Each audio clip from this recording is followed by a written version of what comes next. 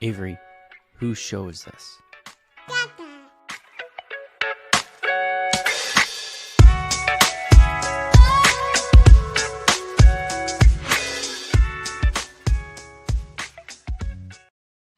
And we're live. Welcome everybody here to the Lakers Lounge podcast. I'm Anthony Irwin, joined on this fine Wednesday night. It is officially night. It's midnight my time. It is 10 o'clock your time, Raj. The Lakers just beat the Memphis Grizzlies in a final score of 128 to 123. If you were watching the first and fourth quarters, the Lakers were the significantly better team. Unfortunately, they played 4 quarters, and the game was a lot closer because of how the second and third went. A lot, I think, to come out of this one. First and foremost, we got to talk about LeBron being incredible. We got to talk about Anthony Davis, his shooting coming along. I think that's a big story here, even if it was kind of an underwhelming game for most of it. You mentioned this in a tweet that it's crazy that Austin Reaves still gets the ball at the ends of these games, and not just that, but he keeps on coming through, which is even crazier, I think, given where he came from. But I actually think the biggest story from this, the biggest surprise story of this, is Dalton Knecht and the impact that he's going to have on the rotation now moving forward. Again, the Lakers beat the Memphis Grizzlies 128 to 123 in a low-key, really important game. Like, you cannot lose these games at home against a broken Memphis team if you're in the middle of a playoff run that's going to go for 82 games. Raj, what's your top takeaway? I listed, the options there. What's your top takeaway? Well, first I want to start here because I was, at the South Bay game at Bronny's debut a couple days ago, wait, and Rob Pelinka was courtside, right? He was courtside, and obviously that was a picture that was shot all over Twitter. And so you are not. No. Just this is going somewhere, I promise. Okay, but I just wonder how Rob Pelinka was not at any games that I saw from the previous years, and Scottie Pippen Jr. was killing it in that same league for a while. So I'm just curious how many games they watched of him. He was having 30, 40-point games. They were never courtside, but I'm hoping they were watching some of these games on TV at some point, because South Bay games are on TV. Like, people to know that there's places you can watch them. No, he was awesome. But yeah, I think Dalton Knecht's, I guess, do you think Rob walked into that gym and was like, "Oh, so this is what it looks like when we have a game here"? Huh. Yeah. Where were these bleachers the whole time? We sell tickets for this game. But I gotta be nice, because I might see Rob on Friday, because the Lakers come here to Texas, and I'm going to be covering the game in San Antonio. So, nice, Rob. If you see me, please don't throw me from the bleachers. Please. That's all. Get him out. Doesn't really have authority there of this world. Yeah. But no, I thought Dalton was awesome. I think that's probably the lead. D'Lo's lackadaisical play. I thought, LeBron was very animated at, looking at him and his kind of mistakes to this one and his just total energy. But yeah, Dalton Knecht, welcome to the 2025 season. 6 for 6. I believe he started a bunch of pull-up threes. I don't know if you saw the one I posted, Anthony, but he bobbled the three, and he bobbled the ball off an exit screen, got it back off the pass, and just nailed it. And then kind of looked at the bench like, this is what I do. This is what I am. Tim Legler, who's I think cut from a cloth of JJ's, some of JJ's cloth, was just waxing poetic about Dalton the whole time. Just absolutely a little bit envious that he doesn't play in the league he does. But no, Dalton was amazing. It's cool to see AD have a dominant game when he played bad, right? Like, how many games last year Anthony Davis would kind of go through games, go through lulls, and just never touch the ball again. And this one, he got 2 big threes to close, got to the rim a little bit. Zach Edey is just an absolute wall, I think, as a rookie, which is absurd. But it's a good win. I thought what happened really was the Lakers hit a bunch of threes, and then they decided that they could win a shootout, and then they went cold, and then had to actually win the basketball game, on the floor. But LeBron, AD, Dalton, and Austin kind of closed this one. A quick reminder to those of you watching live, please do hit that subscribe button. If you guys are watching on Twitter, head on over to youtube.com/@LakersLounge to find the show there. If you guys are watching or listening in the morning via podcast. Please hit subscribe wherever it is that you get your podcasts, preferably on Odyssey, because I'm a company man. I think the thing that I was watching for tonight with Knecht, and you see this sometimes. It takes a little while with like natural shooters. I think you're seeing it a little bit in Houston with the guy that they drafted really early. I forgot the guy who killed it in summer league. Yeah, but I think sometimes like shooters, like college shooters, you don't see it as much with European players coming over or like international players. They're just like they just let it rip. Right. Sometimes with college, players who fire away in college get to the NBA and they're like, well, I gotta find my spots. I don't want to too much. I don't want to step on any toes.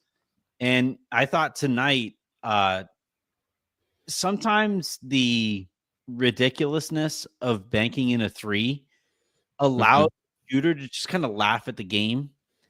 And Dalton banked in that three, fell after it too, right? Because I think the guy who was defending him landed on his foot. So he banks in a three, falls down, and I think he kind of shakes your head up a little bit, and you just go like, you know what? It's still fun. It's still basketball. What am I doing? Yeah. Not here. Be me. Play my game. Let it rip. And I thought you saw that from Knecht tonight, right? Where there was a game earlier this season where Reaves was going to pass to Knecht and bobbled the pass. And by the time Knecht got it, he still had enough time to shoot it, but didn't. Winds up dribbling out of the corner that he caught it in. In this one, right, he had it going. So there was the bobble. He was like, you know what? I don't care. I'm going to shoot it. You know, I've been watching Gabe Vincent be terrible like all season. I'm going to shoot it. And tonight, and we'll talk about Vincent here in a bit, but tonight, Knecht finishes a plus 17, which is the high in the game. He was 7 of 8 from the field, 5 of 5 from 3-point range, grabbed 2 boards, had 3 assists, a steal. And I just thought, like, for stretches there, really looked like he belonged, really had that confidence. And I'm at the point now, I've watched enough, Gabe. He's like you know how you talked about how Tim Legler being of the same cloth as like JJ Redick and Dalton Knecht. Right. Gabe Vincent is of the same cloth of like Ronnie Price and Tyler Ennis and these just hugely disappointing, depressing point guards. Right. I like enough. I don't care how many times Gabe slaps the floor in practice. I don't care how many times he calls out plays and he talks to guys, and talks guys through stuff. I don't care anymore, man. Like he's shooting. I think he's made 3 more threes than you and I so far this season. 2 on buzzer beaters. Yeah. Just enough. Last second. Just enough. Like I want get Knecht out there for 20 minutes a night at the very least, and figure out the rotation around it. It's funny. Gabe's the only guy, Anthony, where I noticed I did this tonight, where when he shoots, I'm praying for him. Like I'm in the middle of his shot, and I'm like, oh, please, like let this go in so he can have one. But no, Gabe's it feels like he's kind of gone as an offensive player. I think he's feeling the pressure too, and JJ's obviously telling him you can't go out there and post donuts. No, Dalton there's a aggressiveness, there's a competitiveness that's like come out. He was talking crap too. I forgot which player it was that he was kind of going back and forth. I think it was salty out. No. He was not talking shit to Gabe. That would be quite the story. Like, sit down. It's my time. Gabe Vincent, by the way, finishes tonight 13 minutes, 0 of 6 from the field, 0 of 4 from 3-point range. No free throw shot, no offensive rebounds grabbed, no defensive rebounds grabbed, no assists dished out, no steals brought in, nor shots blocked. He went full donut. Yeah. The only stat that he logged tonight was 2 personal fouls. That's it. Right. Going up against the legend Scottie Pippen Jr. Hey man, Scotty's a bucket. That's a guy that can score, on the moon. So I always thought he could score, but yeah, a tough night from Gabe. But it was Jake LaRavia that Dalton was going back and forth with. And yeah, he just went off, and there's a competitiveness. And I thought like D'Lo's lackadaisical nature next to like Dalton's aggressive style really clashed, and it was just such an interesting thing to watch as D'Lo just walks to the rim and misses a layup while Dalton's like in 300 miles per hour. My head is on fire mode, and like it was that I forgot what game that was. It was I think before my time, but like the game where like when you're on fire, like they put you on, they have you burning or whatever it is.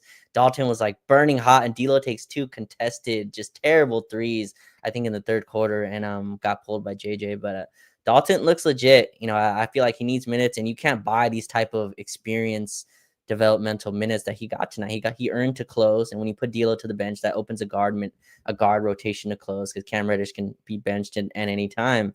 He closed, and they got a win. He got a rebound late. I think he got like a late deflection as well. I thought he held his own enough defensively. There were some back cuts. There were some strength disadvantages that they went to.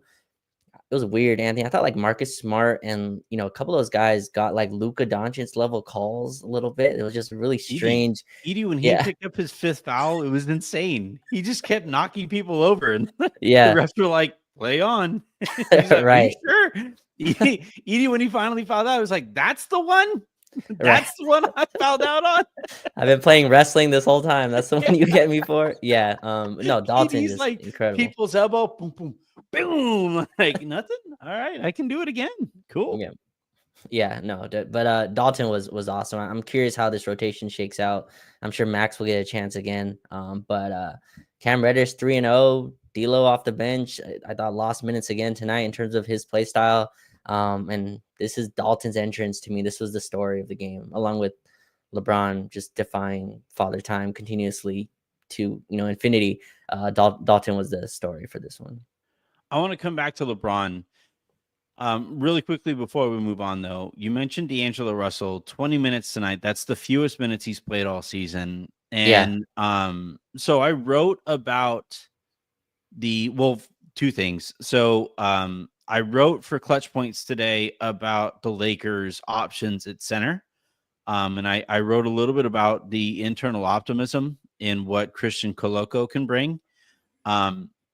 The Lakers actually really benefit from a rule change from a few years ago that, for a while there, you had a limited number of games that you could have a guy up for before you had to convert their contract. In this case, that is no longer the case. Koloko can keep on playing, and he can remain on a 2-way contract. He plays tonight, 13 minutes, was a +6 in those 13 minutes. I really thought when AD picked up his 5th foul and Koloko got out there that not saying that like the Lakers are better with Koloko than AD, but I thought everybody was just kind of like holding their breath with AD. When are you going to get it going? When are you going to get when are you going to pick it up? Like, are you going to defend all these things? AD picks up that 5th foul, and then Koloko gets out there. LeBron goes on a rampage. I also thought at the end of the third quarter, Knecht went nuts. And I thought that brought the Lakers back into the game, woke everybody up. But D'Lo, when I wrote about the move to the bench, there are still people there in the Lakers organization who are still kind of like, like D'Lo, please, like hold on tight, hold on to that rope. Please do not let go of that rope, even though by definition, he's been demoted because he's not starting nor finishing games anymore. And I do think he's kind of trying to find where he fits in here too.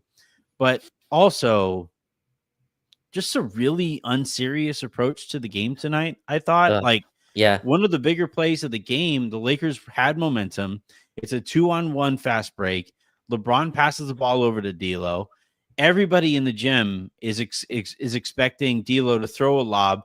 The person who was defending the rim was, I think, a guard. I think it was either Jalen, Jalen Wells, I think. Jalen Wells or Scotty. It wasn't somebody who could get up there and defend a lob if D'Lo threw it. Instead, D'Lo looks off the lob and attempts like this weird flip shot layup that misses. And then you mentioned it too. Took another couple of dumb threes. Is what made one of them. Did go on a bit of a stretch after that play, but then like after that stretch, I think he made a 3, and then he had a good hit ahead pass to LeBron that LeBron got an M1 on. And then after that, there was a timeout. And after that, D'Lo comes out there, shoots 2 just weird threes that he didn't get very much lift on, and gets quickly benched. How nervous are you about the move to the bench for D'Lo? Yeah, I always thought, and that's why I didn't think it would come this early, even though, I've run enough Cam Reddish victory laps. I'm tired now. Don't need to run those anymore. You and Gabe getting in that cardio. Right. Yeah. So it's the exact same cardio. No, I always thought that D'Lo going to the bench would lose him in a sense. And I don't think this is a conscious decision by D'Lo. And I've seen people like, is he tanking his trade value? That's a little too cynical for me. I think there's a level of disengagement that happens like when you come off the bench for a player like D'Lo, who obviously is seeing this. I don't care what he says in person, that like this is a demotion. 6 men don't get paid like starters. They just don't in this league. And so he's not even like in a 6-man like running or anything like that. He's just coming off the bench. So those guys just don't get paid what I'm sure D'Lo's expecting to. And yeah, just a unseriousness, like just no sense of urgency. I think JJ's trying to like uplift him by like saying, this is your unit to run. This is yours. Like you do with it what you can. And D'Lo's like, all right, let me get the ball stolen from me at half court by Scottie from Jr. Let me throw a lackadaisical pass cross court. Let me take a step back 3 that air balls, a floater that air balls. Like it's just, and he got pulled early. I think he played like 7-8 minutes to start in that first half. I'm a little concerned about that. And the defense was never great, but at least I thought he did try to start the year, and that's gone way out of the side. Like if you watch him on screens tonight, Anthony, it wasn't Damian Lillard level, like, but it was pretty bad. I'm concerned. And so then LeBron was like, okay, well, I have to take over, and he did. And there was a lot of times where D'Lo would just stand in the corner. And I'm not saying he's gonna play like this every night, but I do think this is what happens when you bench a player like D'Lo. These are the consequences of that. And we'll see if the team can handle that. But I'm concerned for sure. This is the second straight game where I was like, this is a shaky start. Yeah, my only thing to D'Lo would be this. This is the situation you're in. You're not starting on this team. Like, if you mope, it's not like JJ is going to be like, you're right, D'Lo. Like you got a point, yeah. It's not like JJ's gonna watch D'Lo like die on the screen and be like, you know what, that wouldn't have happened if he was starting. Like it's no chance whatsoever that D'Lo or anybody even loosely affiliated with D'Lo is listening to this. But like, D'Lo, this is the situation you're in right now. This is what the league has told you who you are. You are a bench player. You mentioned like, starters get paid more. Yeah, if they deserve to start, if they're good enough to start, and like, if D'Lo wants to start on like a 14-win team, then okay, you're right, D'Lo. You're good enough to start on a 14-win team. But if you want to participate in winning basketball, whether it's with the Lakers or with anybody else moving forward, this is the role that you're probably going to be filling, because other teams that have championship or playoff aspirations have better point guards, have more consistent point guards. Austin Reaves is more consistent. I thought Austin was kind of searching for himself the entirety of the game, and then in the fourth quarter, I was not at all worried about what Austin was going to do in the fourth. I was not at all. And then what does he do? He knocks down one of the biggest shots of the night. I don't worry about Austin, because on top of it too, Austin he also picked up that weird like foul call that got challenged that should have been overturned, but like I don't think the referees understood like the lingo on how to overturn it. But right, that's a foul that I don't have a problem with, because that's Austin going out there and trying to make a play, continuing to compete away from the ball. Right. D'Lo, like the acceptance of, okay, I guess I just stand over here and okay, like you guys are hiding me on defense too, right? So like I don't really have to do much of that either. Like, right. At the end of the day, this is what D'Lo's role is going to be on this team until it isn't. until he isn't on this team anymore. And there are a lot of people who I spoke to around the league who are watching how this all plays out, who are going to be like, what's the next chapter of D'Angelo Russell's career going to look like? Because it's going to be in a role very similar to this. And if he's unwilling to accept this role and try to thrive in this role, then I don't really know what the future of D'Angelo Russell's career looks like in the NBA. Right. And again, I'm not trying to play devil's advocate. I'm just putting my shoes in D'Lo's shoes for a second. I think you just mentioned it. The league is telling you who you are, and D'Lo can be like, look, it tells me that I'm worth $18 million a year. No, to this point, that's very, very different from moving forward. No. But what I'm saying, look, but my point is, D'Lo's like, I just started on a team that went to the Western Conference Finals a year and a half ago. I was good enough for that. I just started on your team last year that got us 47 wins. I broke your team's 3-point, record. Like which I would say, D'Lo, what happened in that Western Conference Finals? Okay, and how did those 47 wins wind up last year? It was a gentleman's sweep the next year. Like, again, the Lakers have higher aspirations than just merely making the playoffs. You have LeBron James and Anthony Davis. For sure, but this is not what D'Lo was sold. Like, D'Lo was sold this summer that, like, he got a coach that, 100% is going to promote him. And, like, I think that's the thinking here. And I don't think D'Lo's accepting of a bench role. Just, I think this is a human thing as well. Like, D'Lo's been a starter his whole career. And the idea that he's about to go to the bench with some, motivating kind of spiritual awakening in himself, I never saw that coming. I always thought this was a consequence. Lakers might be good enough where that doesn't really matter. They just haven't needed him to as the extent that I thought they would. But yeah, and again, until they trade him, like, he's a important piece to this team. But I get your point there in terms of what the league is telling you he is now, but deals like a year ago, that's not what you said. Like, you just paid me $2,038,000, whatever it was, 2 years, 38 a couple years ago. That's what the league's telling me I am. You started me this whole time. I think that's the place where he can also come back from. It's like, you put me off the bench for Cam Reddish. Are you serious? You benched me for Cam Reddish? I could see where his. I think eventually it's going to be benching him for Dalton Knecht, by the way. I don't know which one's worse. I'm not sure. Like, which one does he look at like with more disgust? I'd probably Cam, because like Dalton at least was a first round pick that the Lakers have a lot invested in, like, making that work. And here's the thing though, too, Raj.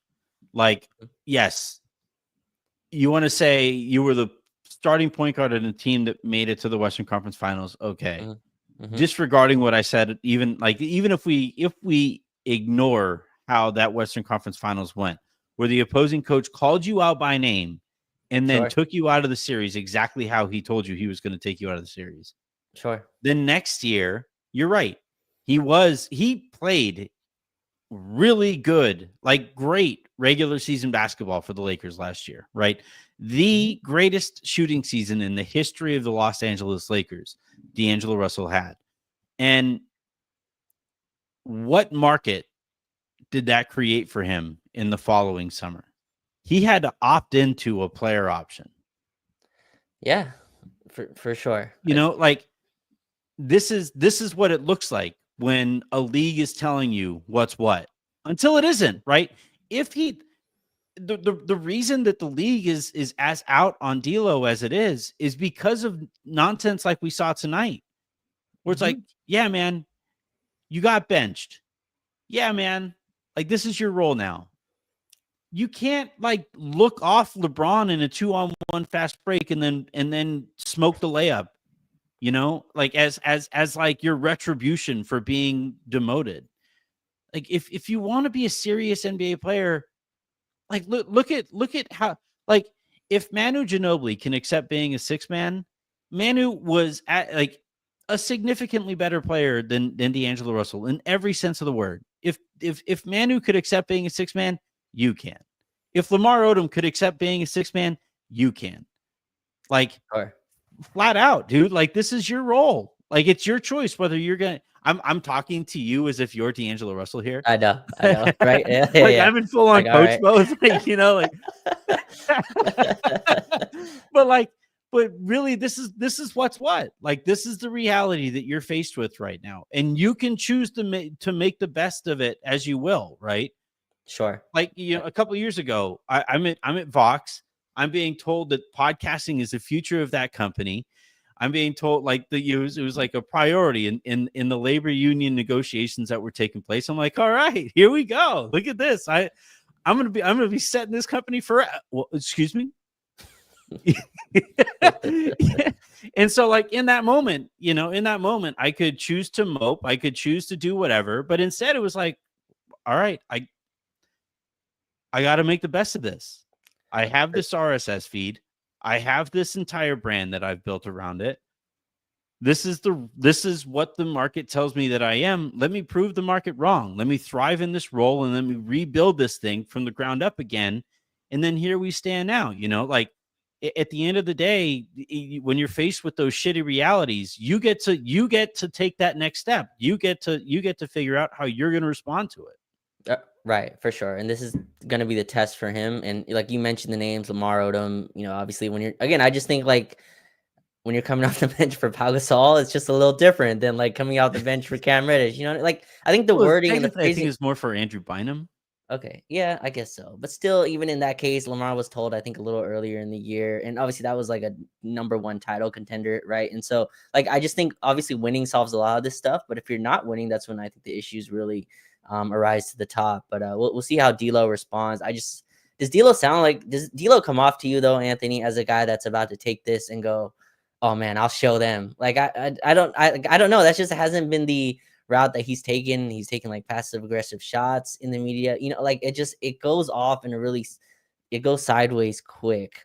Which is why I think he's continued to start and why I think JJ started this year with him and, really tried to, he was the guy, I guess he texted the most over the summer. I know you've and others have disagreements on if that was the case, but at least that's the way. All right, let's use that though. All right, let's say he actually, because I don't think he like didn't text D'Lo, right? Right. Yeah. I think he probably texted other people more, but I do think he was in like pretty consistent contact with D'Lo.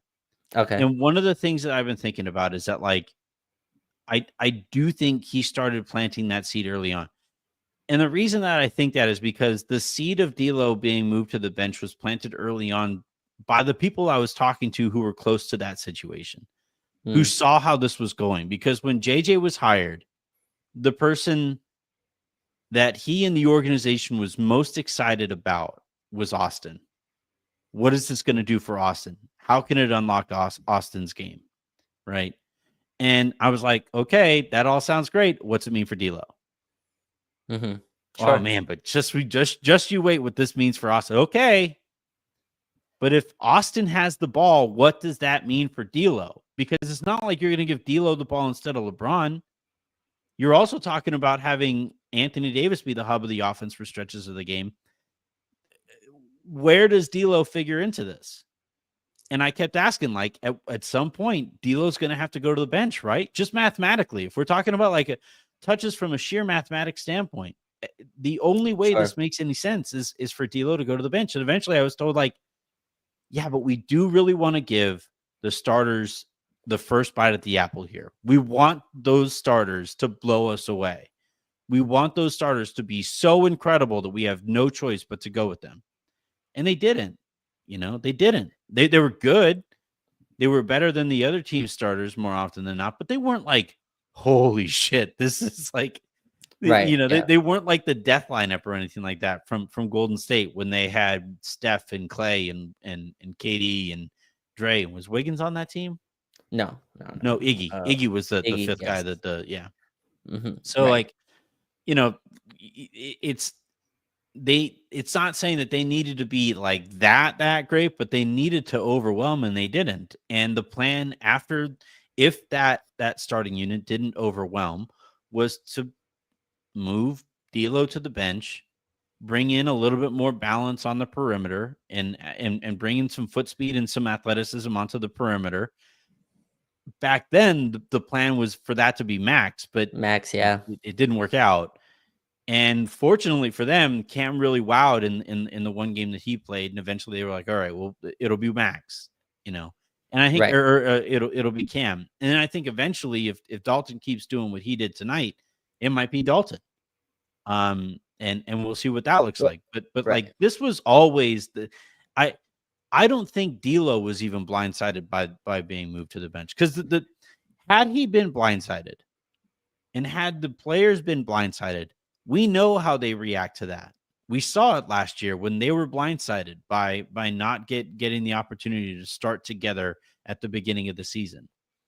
They Sure. didn't respond like collectively. They didn't respond that way. D'Lo has a little bit because he winds up, getting the short straw here. But nobody else has reacted that way. And that and again, it shows it plays out to me as if they were told, "Hey, this is what we're thinking about doing." And from what I've been told, JJ was very consistent in his communication on why he's doing what he's doing. Right. And again, this is why I'm not going to keep pushing back on this, but I just always thought like a wing that's athletic was going to need to play on this team. And I think JJ saw the same thing. I'm with you. I don't think they thought Cam Reddish would start. And I didn't even think Cam Reddish would start. I think Max Christie was the guy that they thought. And look, the interesting part here is that like if the Lakers are winning and D'Lo's productive off the bench, he'll still get paid. He won't get the $30 million deal that he's looking for, but he's still going to get paid a pretty hefty amount over the summer by some team, whoever it is, if the Lakers like have a good playoff run and he's a part of that. So I'm hoping he, buys into that. I always thought that this was going to be the result of benching D'Angelo Russell, even with you saying, and even if every day that D'Lo came into the camp, JJ's like, I'm gonna bench you eventually. Like if that was the wording every single time he came, but it was an option. Yeah. Right. Okay. But even if like that was something he was told on a consistent basis, that doesn't change the outcome of what happened. Doesn't change the feeling for him, doesn't change the contractual situation that he's in. He doesn't have as much leverage as he did a year ago, right? He had a player option waiting for him a year ago. At this time he's just an unrestricted free agent, so like it can go in any way. He doesn't have $18 million of gold waiting for him at the end of the season, no matter what the outcome is. I think it's a different situation as well, but hopefully he buys in. I'm skeptical of like you're about to get just a super engaged D'Angelo Russell coming off the bench for 20 minutes. I'm probably with you on there. For 20 minutes a night, like 20 minutes a night, like for guys used to playing 32 like to 35 minutes. Again, this is what happens when you come off the bench, though, right? Just unless you just mentioned the exceptions of Ginobili, Harden when he came off the bench for OKC. I think Jalen Williams starts now, but maybe he came off the bench. Like these, like super duped up six men, like they get their 30 plus minutes a night. But most players that come off the bench don't. They get the 20 to 22, and depends on how the game goes. And that might be where D'Lo lives at right now. Let's shift this to a more positive conversation here. LeBron. So this happens sometimes with like great TV shows, where like I'll listen to podcasts that talk about great TV shows, and it just winds up being them saying like, gosh, isn't this show great over and over and over again? Right. And you run out of ways to say how great the TV show or the book or the movie might be. And I think sometimes we fall into that trap with LeBron. He's been so great for so long that even doing the stuff that he's like at 39 years old, 3 straight triple doubles he only broke his previous record of oldest player to have 3 straight triple doubles. What I do want to talk about here, like to make it more unique than like, golly gee, man, you're good, is I think the Lakers are doing some really cool things to help LeBron be great that like I didn't necessarily see as much of last year. Like how many plays did you see LeBron score off of a cut tonight? Yeah. How many times did you see LeBron, getting an off-ball screen and knocking down like a DHO 3 when the defense goes under? What are you seeing in that regard that the Lakers are doing to get LeBron going, which is, I think, really unlocked him in ways that I don't think we saw even last year? Yeah, and just really quick before we get into the diving into that, I texted Sabrina. I was like, "What is his motivation still?" Like, I just like this is a random game in November, and like the camera, Anthony, panned on him. He's like gritting his teeth. Like I don't know if the Grizzlies said anything, but he's like so into this game. I'm like, he's been on ESPN a million times. It's just incredible the motivation that he continues to have on a night to night basis to win. But no, like they're doing some cool stuff. They're putting him more off the ball. this is maybe the best his jumper has been in his whole career, which is an No, insane I think you're sentence. literally right. Yeah. Yeah, it's an insane sentence to say, but this is the best his jumper has looked. He just has he's like continued to master, every part of the game. The Lakers are doing some cool stuff where like they're having him screen way more. We talked about Austin getting handed the keys, and JJ's being really like, if you listen to JJ on any mic'd up, he's like, let's get organized. Like organize is the word he says a lot on every one of these. And what he means by that, like, let's run our sets. And a lot of that is with LeBron playmaking from either the elbow or the top of the key, right? Running a lot of screens, facilitating. I feel like the jumper allows him, Anthony, to really load manage within a game. Like, he had 17 points, and I don't think he broke a sweat to start this game. Like, it was very easy offense for him. He doesn't have to bludgeon to the rim every time to get a basket. He eventually did in the second half once the game got tight. But they're doing a lot of stuff where, like, anytime someone goes under, LeBron's shooting. He's like, you're gonna go under my screen, I'm taking the jump shot. And he's hitting at a high percentage. But my favorite thing about that is, like, they're having him, they're allowing Austin to kind of really facilitate and, allow him to not have to be on the ball for entire games. And it looks like it's keeping his legs, fresh throughout the game, and he's able to play high minutes and still be somehow like he's the freshest player at the end of games. And like there's like 8 other like 22-year-olds on the floor huffing and puffing, and like he's there just absolutely in shape. It's monstrous to watch. But no, he's again, there's no other synonyms for great, but like he's just been great. Yeah. Yeah. I think another player who deserves credit for how good LeBron looks at the ends of games is actually Rui, because of what he does on the defensive end. And there was a moment, you noticed it too, but the Lakers just kept on getting that Princeton backdoor cut that happens in semi-transition, where a player dribbles over to the wing, and then the player who was standing there on the wing empties out by way of a backdoor cut. And it was just like backdoor cut after backdoor cut after backdoor cut. And it was like everybody. Everybody was like, basically, if you played in this game, you got backdoor cut, and it put the Lakers in a tough spot tonight. The last one that it happened to was Rui, and they went to timeout. LeBron is like, it's the same fucking cut. It's happened 37 times, and you could tell that LeBron's like, I'm 40. I can't do this. I need you guys to not screw this up, and like, I understand that, like, for those of us who were watching here, it's like, well, LeBron, you also got back, too, You think Rui said it like that? Rui's like, Rui's like, what was that? I said my bad. But like I was watching that exchange there, and I think the frustration there was equal parts. It's the same goddamn cut, but also like he sees that if he is that level of focused on that end defensively to where he's making up for all of those backdoor cuts, then now all of a sudden he doesn't have those legs in the fourth quarter or in those moments that the Lakers really, really needed it. And he does see his mortality there in the mirror a little bit. And he's like, I don't have the endless tank that I had when I was even 34 years old, and I say all of this to credit Rui, right? Because, with what Rui has done in terms of his focus defensively so far this year, that's not to say that he doesn't space out occasionally too, but what he has done so far this year, and what AD has done so far this year, that allows LeBron to take over in those moments that he has to.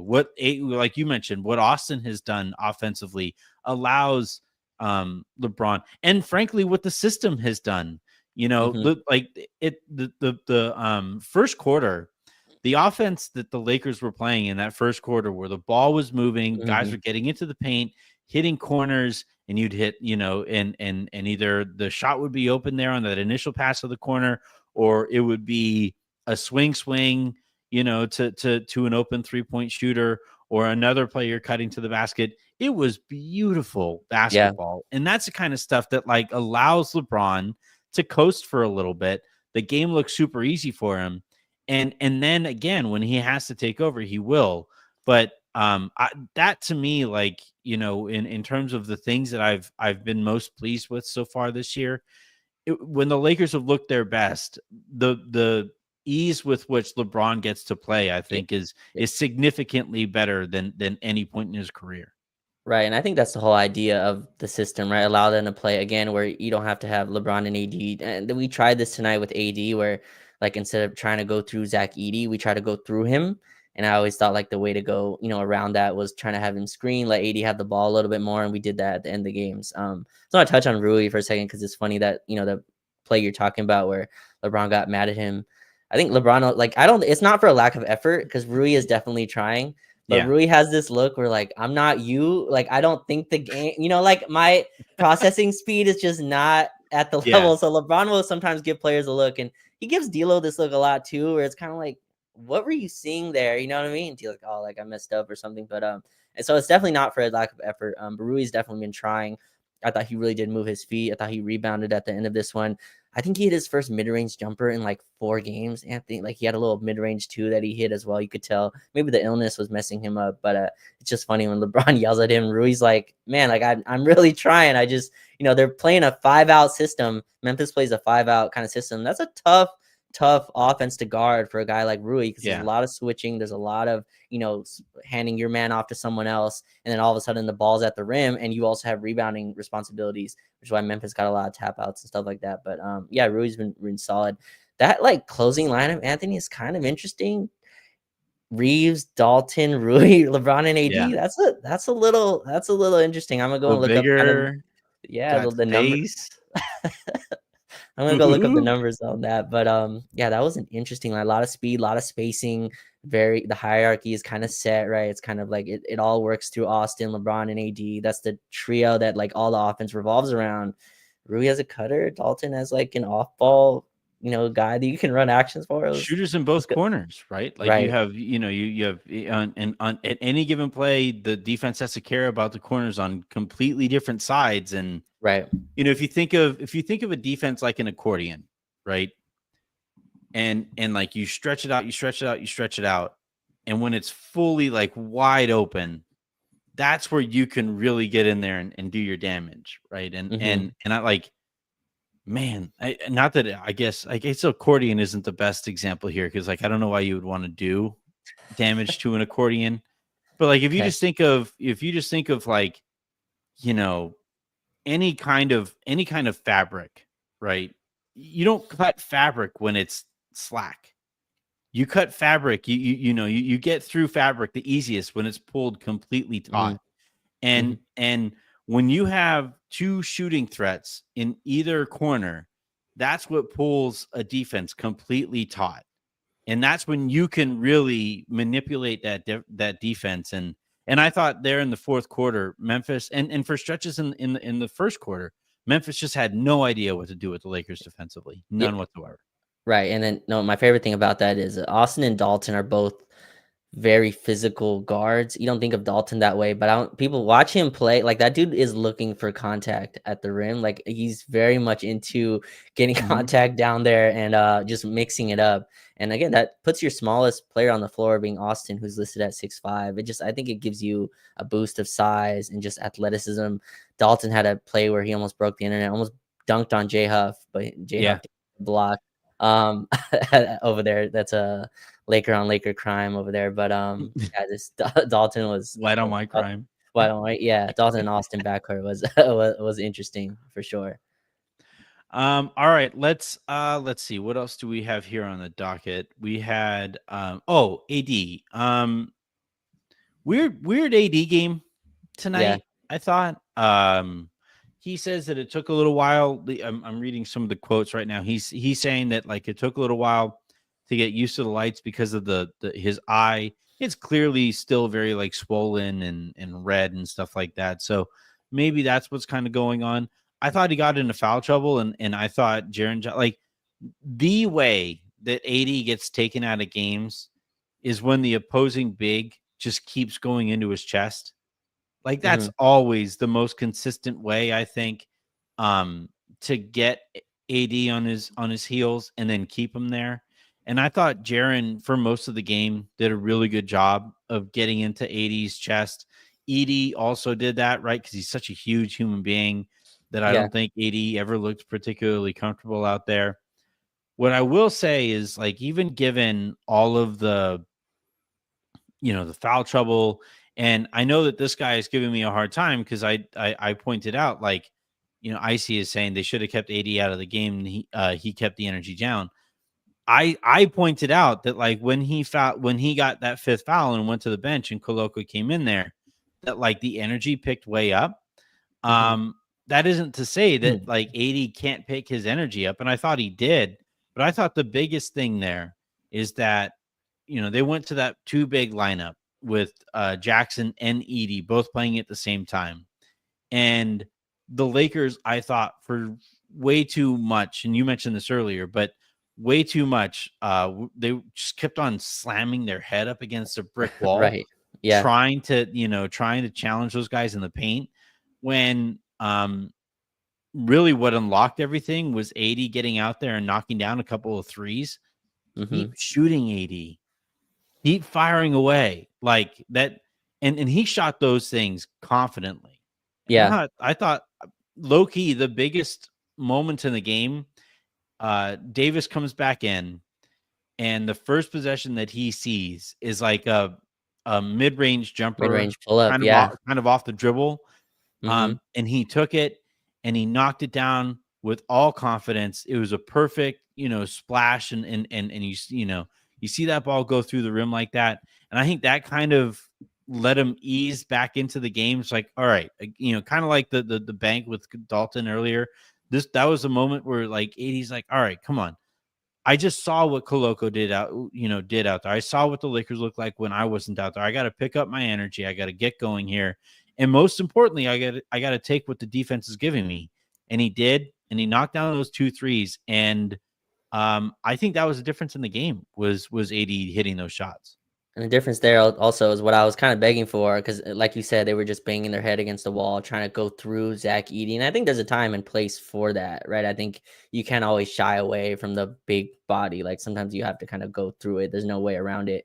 But what I liked was on that play was a handoff from Austin Reaves, right? They're going way under it, let AD catch the ball in space, and he got into a rhythm pull-up jumper that he's probably hit a bajillion times in practice. And the next play down was I think Spain action where, like, Gabe set a screen for AD and AD got downhill and got free throws as well. So, like, again, both of those were in space.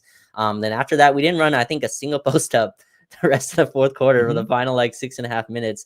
It was all, the same horns kind of actions where it was LeBron and AD at the elbows with Austin working. And yeah, that's how we won the game. So I like that they adjusted to that. I get it from AD's point. It's kind of like it's a rookie that, Zach Edey, as big and tall and as huge as he still is a rookie. So there's ways to take advantage of that as a big man in AD. But they play him next to, like, J Huff started this game, but he didn't start the second half. They went to Jackson and Edey to start again at the half, and I think that was smart. They were giving us issues. It was putting AD in foul trouble. And yeah, we went to AD kind of more as a ball handler role, able to get downhill and use kind of his speed and floaters and stuff like that. But it's cool to see, like, again, AD have a 6 for 16 shooting night, but, like, able to fight through that and still really impact the game offensively. Didn't get 30, but 21, 14, 3 blocks. That's a bad game for AD. Like, that's a really high floor for him to be at. Interesting that he was a -6. I kind of get it because, the Lakers went on a bit of a run when he went down with that 5th foul. Really interesting here that Cam Reddish was a -12. Yeah, I guess that's a little strange. I'm not sure. I have to go back and watch. I think he played a lot with D'Lo. Was D'Lo a minus as well? I don't have the box score in front. Yeah, D'Lo was a +5. Oh, okay. The only two, Austin was technically a -1. But Cam and Davis were -12 and -6. That's interesting. I have to keep an eye out for that. We do have some super comments here to wrap this thing up, so we get to play this bad boy. All right, the first one comes in from Justin Tyndall, who writes, nobody should be happier about Dalton than Pelinka. When was the last time 2 rotations were benched after 11 games? Way to go, Rob. That's with Christian Wood, being out and Jared Vanderbilt also not being out. So 4 rotation players in an already thin. Who are the 2 that were benched? So it was D'Lo and who else? Max? Oh, I guess is that what it I means? think it would if Dalton takes Gabe's minutes, it would be Gabe and Max. Oh, I see. Okay, so completely just not playing is what he means. Okay, I see. I Yeah. see. I'm there with Gabe. I don't need to see him play basketball anymore. Do you not see the defense though? Like, does that not at least because I can No. even if you don't? Okay, so I can understand it because I think Gabe does defend at a I don't know how to put it. Like he just doesn't make mistakes defensively. Like he's not going to Mhm. reach. He's going to always He's do steady. he's steady, right? He's always going to do the correct coverage, and I think there is value to that. Now, is that more valuable than like seeing if Max can figure it out? I don't know, but I think JJ likes. It's a good word to put it. A steady hand on the defensive end. So I understand why he plays. Yeah, and like new coaches tend to like that kind of a player. The offense, Raj. It's awful. Which is It's steadily horrendous. which is crazy because when we got Gabe, I remember the conversation was, man, we're gonna have to reel him in. He takes some terrible threes, like that was the conversation. And now it's, Yeah. man, Gabe, can you shoot? Like, can you please contribute? I can't believe that this is where we're at. I kind of think Gabe is at that point now where like sitting for a week would do him some good. He sat for a year. What do you like? Yeah, but he did. He got enough time on the pine. Like that's his like immigrant dad as you're ever going to sound. Like that. You're like, yeah, get him more time on the bench. Man. No, but like he just does not, when he shoots it, you can tell he's shooting it because he has to. He's aiming, right? He never looks like, confident when he's going into a shot. And when I see that, normally like my takeaway is this guy needs to step away from the game for a little bit. Yeah. It's like golf is a really weird sport in that you could step away. Like I haven't golfed in like a year. And I know when I go back out there, my swing is going to feel pretty good. I'm going to suck at the short game and the touch stuff. That stuff requires a lot of reps. But I know that when I go out there and I just get back to the basics of swinging a golf club, I'm going to hit the ball pretty well. And then the more that I play and the more that I practice and the more that I focus, I'm going to completely overthink everything to the point where like I'm out there and I'm like thinking about hand positioning and I'm thinking about, rotation of the hips and releasing the lower body. And I'm going to be completely overthinking my golf swing to the point where I'm like, I need to take a break again. This sucks. I have to step away from golf for a little bit because I'm completely overthinking my swing. And when I watch Gabe out there on offense, he just looks he looks like Charles Barkley trying to swing a golf club on live TV, where it's just like, I don't know how you arrived at that swing. I don't know what steps were taken that would get you to that final destination where that is a swing you're comfortable with in front of other human beings. But mistakes were made, and we gotta back away from the sport to break those mistakes. So I'm not gonna try to analyze golf. I do like Top Golf. It's a lot of fun. I played that. It's a fun sport. But with Gabe, like his jumper's not broken. He said he's 100% healthy. Like this, I don't know what is causing this ability to just forget how to shoot. I think for him, we just did this whole thing on Dalton, how seeing a bank shot go in. Like if we remember in the preseason, Anthony, both of us were like, Gabe looks kind of solid. Like he looks okay. But his shot selection in the preseason was he was getting to those mid-range jumpers. He was hitting the bank shots off the glass. He was getting to the floaters that he was hitting, in his career in Miami. Where has that gone? Now it's all threes. His whole shot diet is threes, and he had a drive to the rim today that was like, what are you doing? He drove against 3 people and had it just absolutely ripped away from him. Yeah. And it's just not Gabe Vincent basketball. It's just, I don't know what has to be, done. But that was aggression for the sake of aggression. It was like, I got to do something. I need to feel like I need to do something here. And that's a terrible way to play basketball. Yeah. It's just, you know, and it's a fine line too, right? Because like when Gabe looks his best, he's gonna make some of those plays where he drives into that like really tight window, and you're like, "What are you doing?" Okay, Yeah, you live with some of them. Yeah. Nowadays, though, it's like when he steps onto the court, like, "What are you doing?" Like, all right. The next one here comes in from Brandon Omeng, who writes, Dennis Schroeder, Dorian Finney-Smith, and Day'Ron Sharp for D'Lo, Rui, Hayes, and the picks. Dennis Schroeder would then be your sixth man. Dorian Finney-Smith and Vando as the starters with AR, LeBron, and AD. Dorian Finney-Smith guards the threes. Vando guards the ones and twos. So the AR is the weaker guard defensively. What do you think about that trade? I have a hard time like envisioning Vando right now. Like just seeing that name there, just kind of I see him on the bench, and it's really tough to kind of envision. I mean, that's not a bad deal. D'Lo and Rui giving up both, and picks for Dennis, who we let walk anyway, and Day'Ron Sharp, I'm not sure is really ready for the role that like we kind of need him for. The real prize in that to me is DFS. I like Dennis a lot, but I think DFS would be kind of the prize.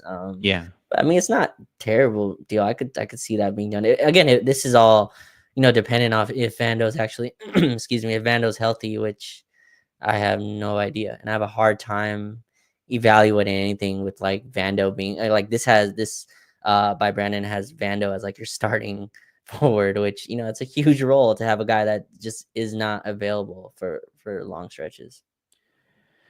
Yeah, I've said this on the show already, and I think I've tweeted this, and I've definitely typed it in Slack, but the fact that we are barely to mid-November and we're already getting the like super brief, kind of annoyed, no update on Vando, like type of updates, that makes me nervous, like that really doesn't give me a whole bunch of confidence that we're going to be seeing Vando anytime soon.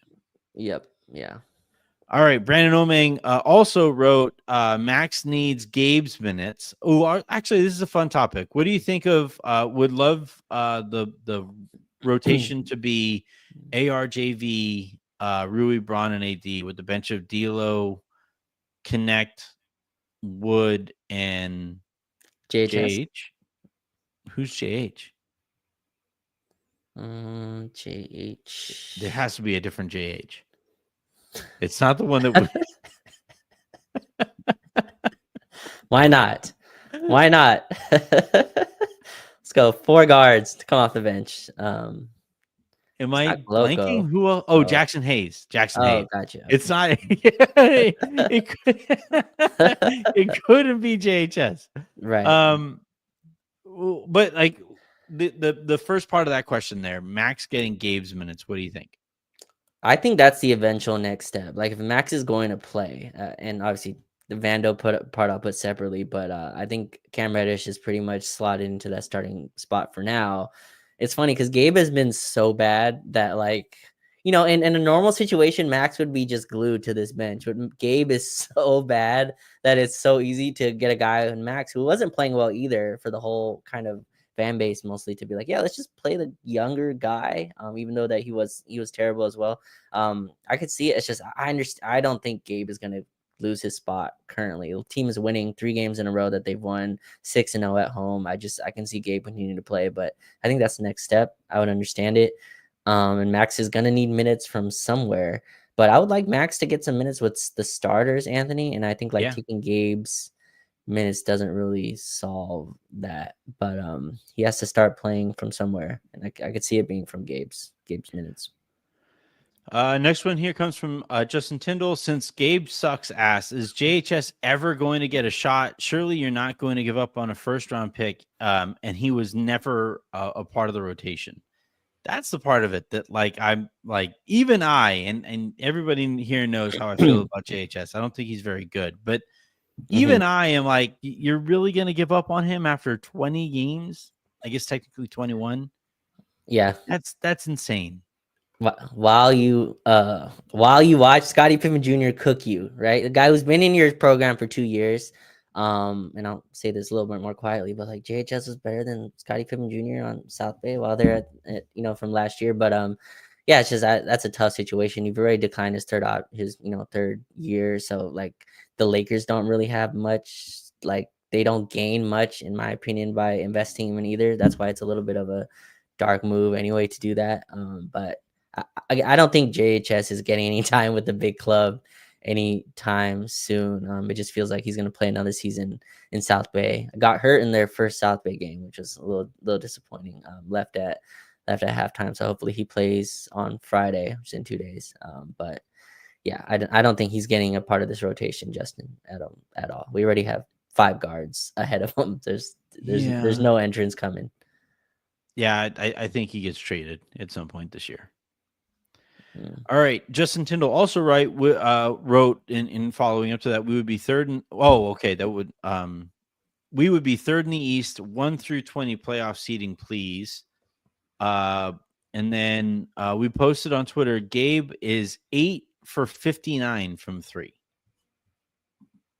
He's made 8 more threes in a year and some change is a lot.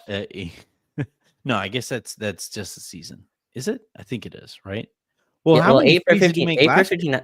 8 for 59, I think, is his career with the Lakers. Yeah. Yeah, I think that because he didn't make very many last year. And I don't think he's made 8 so far this year. I think he's made 3 this year, and I think he made 5 last year, which is just it's insane. I don't get it. I've never seen, again, like the Kendrick Nunn stuff was separate because I think he was actually hurt, but like I've never seen a player go from what we saw, and I know people want to say it was one playoff run. You can't fake a whole run though. You can't fake a whole run. 4 rounds of fake basketball, like 4 rounds of fake playoff runs. I don't know. I think that's a tough way to evaluate if a guy goes and has an incredible 4-round run and then you call it fake later. I don't know. I don't get it. I don't understand it. I really don't get it. This was a player the Miami Heat, Anthony, were running plays for at the end of games with Jimmy Butler and Bam Adebayo on their team. He's also a player that the Heat didn't look like distraught that he walked away. But they wanted him back in a sense. Like, oh no, come back, Gabe. How will we ever replace you? Tyler, you ready?